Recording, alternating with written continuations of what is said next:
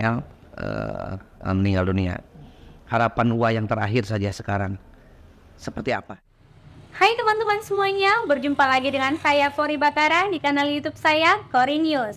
Kembali lagi kita membahas kasus kematian Ibu Tuti dan putrinya Amelia yang masih menjadi misteri. Seperti yang kita ketahui ya teman-teman, sudah banyak upaya yang dilakukan oleh pihak kepolisian. Sampai-sampai kasusnya diambil alih oleh Polda Jawa Barat dari Polres Subang. Bahkan katanya sudah berbagai ahli yang telah diterjunkan untuk dapat membantu kasus ini, seperti ahli forensik. Apakah itu sudah benar-benar dilakukan teman-teman? Bahkan melalui podcast Deddy Corbuzier, Dr. Hasri pernah mengungkapkan bahwa kasus Subang ini termasuk kasus yang berat. Lalu Deddy Corbuzier bertanya kepada Dr. Hasri mengapa sampai membuat dokter angkat tangan. Dr. Hasri menjawab karena pelakunya sampai sekarang belum tertangkap juga. Karena Dr. Hasri sudah melakukan autopsi ulang terhadap kedua jasad, Ibu Tuti dan putrinya Amelia.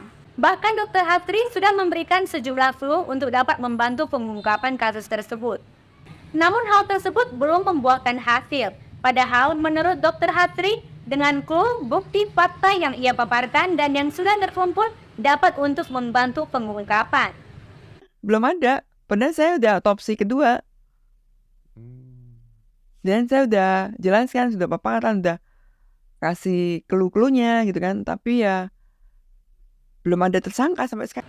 Namun kata Dr. Hasri, ada perpanjangan lain yang membuat kasus tersebut hingga kini belum terungkap.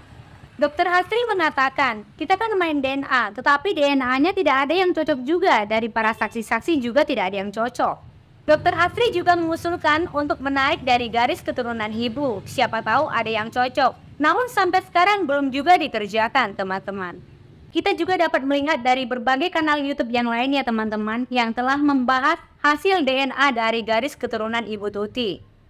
Kita meminta kepada pihak yang berkaitan agar dapat memenuhi permintaan Dr. Hasri atau dokter forensik ini.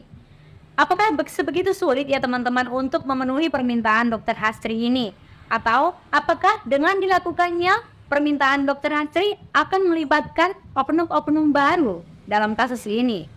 Tetapi kita tidak habis pikir ya teman-teman. Bukannya kita menuduh atau mencurigai Bapak Yosef. Meskipun pelakunya atau dalangnya tidak dari lingkungan keluarga, tetapi apakah naluri dari seorang ayah tidak ingin menuntut keadilan? Seharusnya Pak Yosef akan melakukan apapun dengan segenap kemampuannya untuk menuntut keadilan atas kasus kematian putrinya dan istrinya ya teman-teman. Contohnya menyewa lawyer untuk membantu mengungkapkan kasus ini. Yang kita ketahui finansial Pak Yosef sangat berkecukupan. Selain memiliki kemampuan finansial yang cukup, Pak Yosef juga memiliki jaringan-jaringan pejabat setempat yang dapat membantu Pak Yosef untuk menuntut keadilan. Kan sederhana saja ya teman-teman.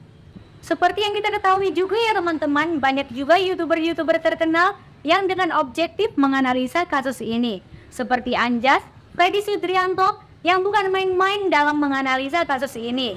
Berdasarkan fakta, cerita, sampel, dan juga jejak-jejak di TKP.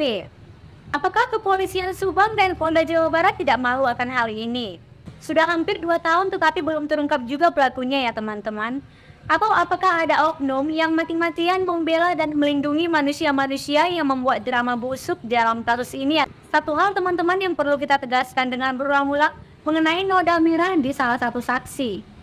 Salah satu saksi yang terkena percikan noda merah dan didapati DNA asing di TKP, apakah pemilik darah tersebut masih berstatus DPO? Terakhir waktu itu ada 2 orang saksi yang terkena percikan noda merah ya. Inilah yang sangat dibutuhkan Dr. Hasri sebagai dokter forensik ya teman-teman, yang sampai sekarang belum juga dilaksanakan. Karena harus ditarik dari garis keturunan.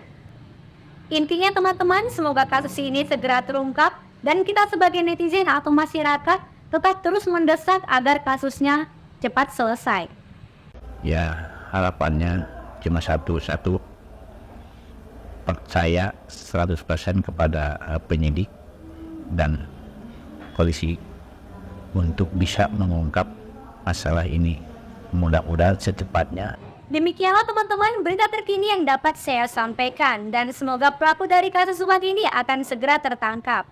Jangan lupa teman-teman tinggalkan komentar kalian di kolom komentar yang tersedia. Dan jangan lupa subscribe bagi teman-teman yang belum berlangganan.